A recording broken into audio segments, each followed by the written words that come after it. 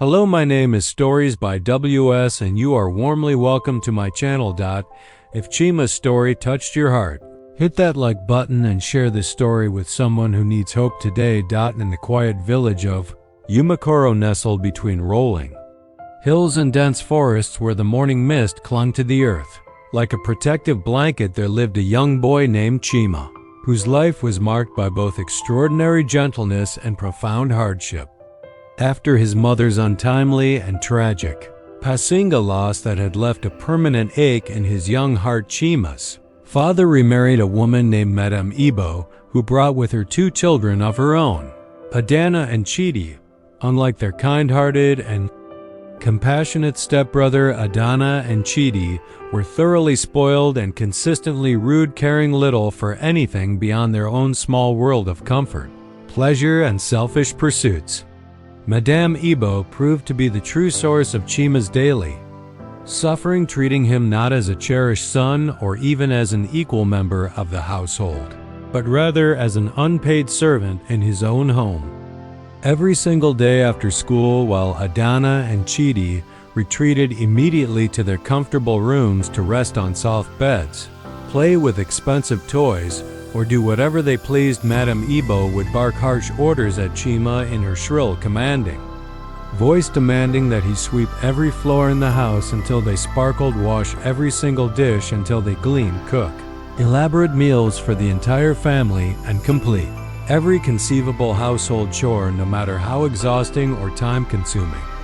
Often when Chima returned home completely exhausted and desperately hungry from a long day at school, she wouldn't even allow him a moment to rest or a single bite to eat before sending him straight to work, dismissing his fatigue with a wave of her hand and a contemptuous sneer.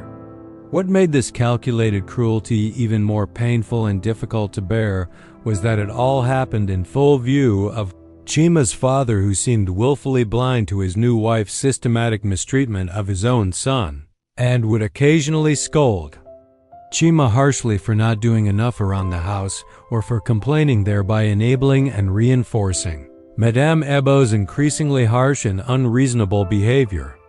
Chima learned to endure it all silently, biting his tongue when he wanted to cry out, keeping his head down to avoid confrontation and his heart open to the possibility of kindness, holding on to a fragile hope that things might someday change for the better. The 3 children attended the same school in the village, a small building with whitewashed walls and a rusted tin roof, and though Chima desperately wanted to study hard and succeed academically like his mother had always encouraged him to do before her death, he rarely had the time or energy after completing all his exhausting household duties late into the night. His eyelids would grow heavy over his books and his mind would struggle to focus on the lessons while his body ached from scrubbing floors and hauling water. Even at school, however, Chima remained remarkably humble and genuinely kind, treating everyone with respect and dignity, even his step-siblings, who showed him none in return and openly mocked him in front of their friends, calling him names and making jokes about his worn clothes and tired appearance. One particular afternoon, as the 3 children walked home from school along the dusty red road that wound through the village, they encountered an old woman sitting by the roadside under the shade of a large mango tree, looking weary, faint, and utterly exhausted.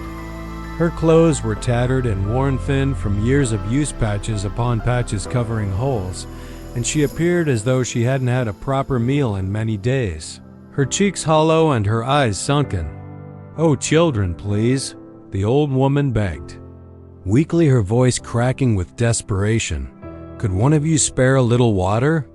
My throat is parched and dry, and I have not had a drink all day under this scorching sun." Adana immediately wrinkled her nose in exaggerated disgust and sneered cruelly, You smell terrible, old woman. Stay away from us with your dirty hands." She took a deliberate step backward, nearly stumbling in her haste to distance herself, and Chidi snickered mockingly beside her, whispering something particularly cruel that made his sister laugh loudly. and harshly, the sound echoing unpleasantly in the still afternoon air and causing a few birds to scatter from nearby trees.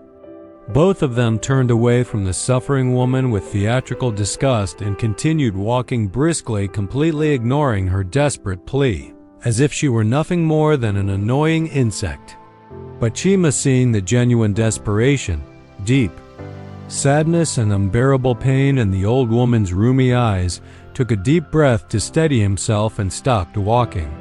He reached into his worn school bag and retrieved his small water bottle, which still contained a little water that he had been saving for his walk home, and said gently with sincere compassion in his voice, "Here, Ma, please take this. You need it more than I do." The old woman's weathered, wrinkled face softened with profound gratitude, and with trembling, gnarled hands she accepted the bottle graciously and drank deeply the cool water, bringing visible relief to her parched throat. When she finished drinking every last drop, she looked up at Chima with kind, grateful eyes that seemed to see right into the pure depths of his soul. "Thank you, my precious child," she said with a gentle smile that transformed her entire face and warmed his heart like sunlight. "You have a truly good heart, rare in this world. May your kindness be returned to you someday, multiplied many times over." Chima felt an unfamiliar warmth spread through his chest that he hadn't experienced in such a long time, not since before his mother's death. He smiled shyly, ducking his head in embarrassment, and hurried to catch up with Adana and Chidi, who laughed mockingly at him for giving away his precious water to a stranger. But their derision didn't bother him in the slightest, because he knew deep in his heart that he had done the right thing, the thing his mother would have wanted him to do. The very next day, as they walked to school along the same dusty route in the early morning light, the children saw the old woman again, sitting in the exact same spot under the mango tree, but looking even weaker, more frail and more desperate than before, as if she had not moved all night. "Good morning, dear children," she greeted them politely, her voice barely above a whisper, thin as paper. "Could any of you spare even a little food? I haven't eaten a single morsel in 2 whole days, and I fear I am growing too weak." Adana and Chidi rolled their eyes in perfect unison and laughed cruelly once more, their voices dripping with contempt. "We're not giving you anything at all, old woman. You should go find your food somewhere else and stop bothering us," Adana snapped dismissively, already turning to walk away with an indignant huff. Chidi joined her immediately, muttering callously, "Yeah, don't expect anything from us. We're not a charity." But Chima, his heart heavy with genuine compassion and completely unable to ignore another human being suffering, no matter the cost to himself, reached into his bag once again, despite knowing what it would mean for him. Today he had brought a small loaf of bread for lunch, a precious and rare gift from a kind teacher named Mr. Okonkwo, who had noticed with concern that Chima never seemed to have enough food and often looked faint during afternoon classes. Chima knew this bread was his only meal for the entire day, that he would go hungry until evening, when he might be allowed to eat scraps after serving the family dinner, but he couldn't possibly turn away from the old woman's desperate need when she was clearly suffering so terribly. "Here, please take this," he said, softly offering her the bread with a warm, genuine smile despite his own hunger. The old woman looked at him with eyes that immediately glistened with tears of profound gratitude and disbelief that such kindness still existed. She took the bread with trembling skeletal fingers and ate it slowly, savoring every single bite as if it were the most delicious thing she had ever tasted, closing her eyes in appreciation. "Thank you, my dear, sweet child," she said with deep emotion that made her voice shake. "Your kindness and selflessness have not gone unnoticed by those who watch over the good-hearted." As she finished savoring the last precious morsel of bread, carefully catching every crumb, she reached into her worn, threadbare bag and pulled out a small, simple pen that looked quite unremarkable.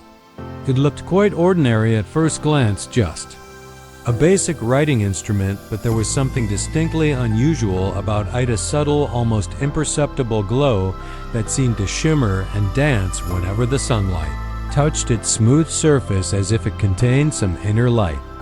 For your exceptional kindness and pure heart, I offer you this special pen, she said, solemnly placing it carefully in Chima's outstretched hand with an air of ceremony. It may look simple and plain to your eyes, but it holds a very special power that few possess.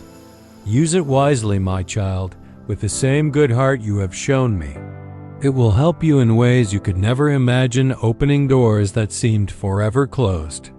Chima accepted the pen reverently, feeling its surprising warmth against his palm, a warmth that seemed alive somehow.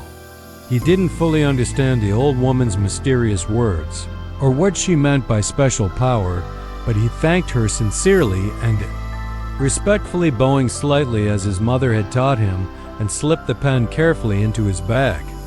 As he walked away quickly to catch up with his impatient step-siblings, who were already far ahead, he felt a strange sense of hope beginning to grow and blossom. Inside him, something bright and precious that he hadn't allowed himself to feel in a very long time, not since his world had turned dark and difficult. Moral of the story: a kind heart can change your life in ways hard work alone never can. Don't forget to subscribe for more stories that inspire courage, kindness, and hope.